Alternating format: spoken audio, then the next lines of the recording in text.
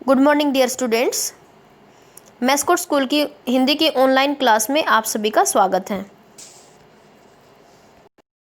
आज हम हिंदी की पाठ्य पुस्तक कलिका का पाठ 9 जीवन के आधार वृक्ष शुरू करेंगे। ऐसा क्यों कहा गया है कि जीवन के आधार वृक्ष होते हैं? क्या आप बता सकते हैं? यस, जो वृक्ष होते हैं वो हमें ऑक्सीजन गैस देते हैं और जो हमारे लिए जीवन उपयोगी है, ठीक है। और हम उनको बदले में क्या देते हैं? कार्बन डाइऑक्साइड गैस देते हैं। इसीलिए हमारा जो बैलेंस है ऑक्सीजन लेने का और कार्बन डाइऑक्साइड देने का वो बना रहता है हमारे वातावरण में। ओके। और भी बहुत सारी चीज़ें ऐसी हैं जो हमें किससे मिलती हैं? वृक्षों से मिलती हैं, जैसे कि फल, सब्जियां, लकड़ियां, ठीक है। तो बहुत सारी चीज़ें हमें किससे मिलती हैं? पेड़ों से मिलती हैं। इसीलिए वृक्षों को क्या कहा जाता है? जीवन के आधार। ओके। तो यहाँ पर पहले कुछ नए शब्द दिए हुए हैं। विशालकाय, बहुत बड़ा, स्वार्थी, आदरणीय, आदर के योग्य, अनिवार्य, आवश्यक, प्रतिबंध, रोक। You will do these new words in your fair notebook. चलिए पाठ शुरू करते हैं। एक बहुत बड़े मैदान में अनेक वृक्ष बैठे हैं। आप यहाँ देखो, आम का वृक्ष है, ये बरगद का वृक्ष है, ठीक है। तो यहाँ पर बहुत सारे वृक्ष आपको दिख रहे हैं। तो इस मैदान में बहुत सारे वृक्ष बैठे हुए हैं।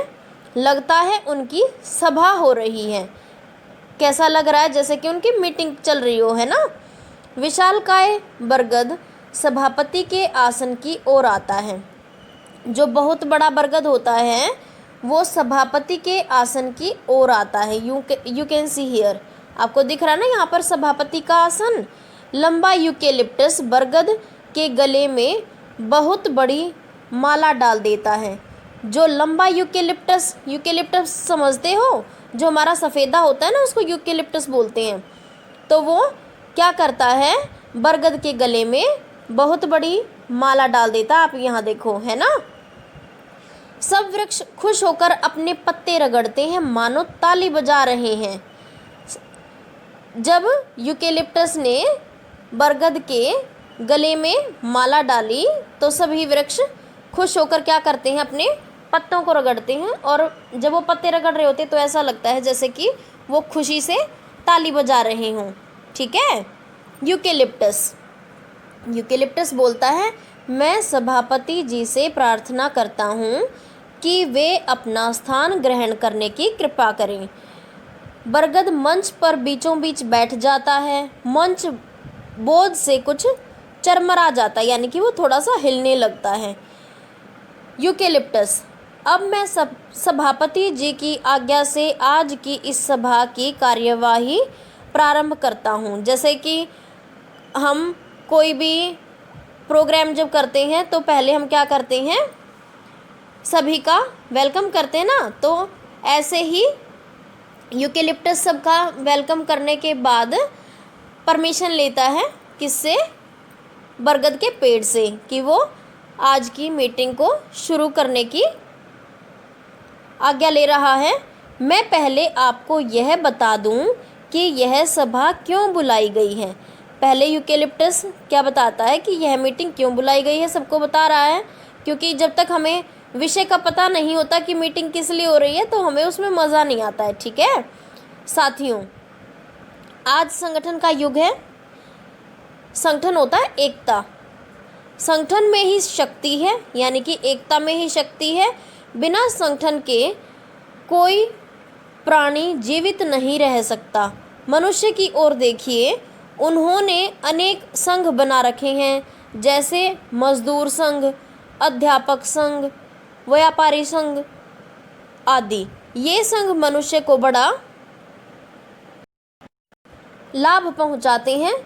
ये स्वार्थी मनुष्य हमें कुछ नहीं समझते हैं, हमें काट डालना तो इनके बाएं हाथ का खेल है। हमें अब अपनी रक्षा के लिए कुछ सोचना होगा, संगठन बनाना होगा। अब आदरणीय शीशम भाई साहब इस पर अपने विचार प्रकट करेंगे। शीशम मंच के पास जाता है तो यूकेलिप्टस अपनी बात रखते हुए क्या कहता है कि हमें जो मनुष्य है वो जब चाहे उसका मन तभी उसको काट देता है, ठीक है। यानी कि जब मन चाहे वो उसको काट देता है। तो जो पेड़ हैं वो क्या कर रहे हैं, अपनी एक मीटिंग कर रहे हैं कि हमें अपनी रक्षा के लिए कुछ सोचना होगा, हमें भी अब एकजुट होकर काम करना होगा जिससे कि हम मनुष्य को सबक सिखा सकें, ठीक है। तो शीशम की बारी आती है। शीशम का वृक्ष क्या बोलता है, आदरणीय सभापति जी और भाइयों, हम जीवित रहते हैं तो हरियाली और छाया से मनुष्य को सुख देते हैं। यानी कि अब शीशम बता रहा है कि शीशम का पेड़ बता रहा है कि हम क्या क्या चीज़ें मनुष्य को देते हैं। तो वो छाया देते हैं और हरियाली देते हैं। मरकर भी हमारा मूल्य घटता नहीं, क्योंकि मरने के बाद उनकी लकड़ी को भी तो यूज़ किया जाता है। हमारी लकड़ी से मेज, कुर्सी, पलंग, किवाड़ और न जाने क्या क्या बनता है, लेकिन हमारा जीवन हर समय संकट में रहता है। निर्दयी मनुष्य किसी भी दिन हम पर कुल्हाड़ी चला सकता है। हमें अपनी रक्षा के लिए अवश्य कदम उठाने चाहिए। तो अब शीशम भी यूकेलिप्टस की बात से सहमत हो जाता है। शीशम भी क्या कहता है कि हमें अपनी रक्षा के लिए ज़रूर कुछ न कुछ कदम उठाना चाहिए। यूकेलिप्टस। अब फलों के सम्राट श्री आम जी के विचार सुनिए। अब आम के पेड़ की बारी आती है। आम का पेड़ कहता है, सभापति जी तथा बंधुओं, हमें मनुष्यों से कहना चाहिए कि वे हमसे क्षमा, नम्रता और परोपकार के गुण सीखें। मुझे ही देखिए, लोग मुझे पत्थर मारते हैं, मैं उन्हें बदले में मीठे फल देता हूँ। मनुष्य पर क्रोधित नहीं होता। जब मैं फलों से लज जाता हूँ तो मैं अधिक नम्र हो जाता हूँ। यानी कि जो पेड़ है वो और भी नीचे झुक जाता है जब उसके ऊपर फल आ जाता है। तो मेरे विचार में यदि मनुष्य का हृदय परिवर्तन हो जाए तो वह हमें सताना छोड़ देगा। हमें अपने अच्छे व्यवहार के द्वारा मनुष्य का मन जीतना चाहिए। तो आम क्या कहता है कि मनुष्य को उससे क्या क्या सीखना चाहिए, क्षमा, नम्रता और परोपकार के गुण सीखने चाहिए और उसे अच्छा व्यवहार करना चाहिए जिससे कि वह अपनी प्रकृति को कोई भी नुकसान ना पहुंचाए। यूकेलिप्टस। अब बबुल भाई अपने विचार प्रकट करेंगे। बबुल। सभापति जी तथा भाइयों, मैं आम भाई की बात का विरोध करता हूँ।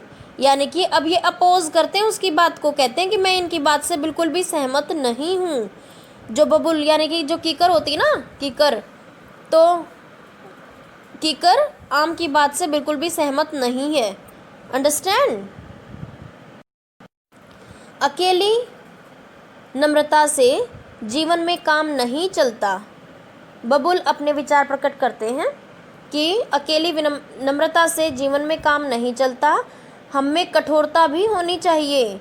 मैं मनुष्य के लिए दातुन व ईंधन के काम आता हूँ, परोपकार करता हूँ, पर अपने कांटों को भी नहीं छोड़ता।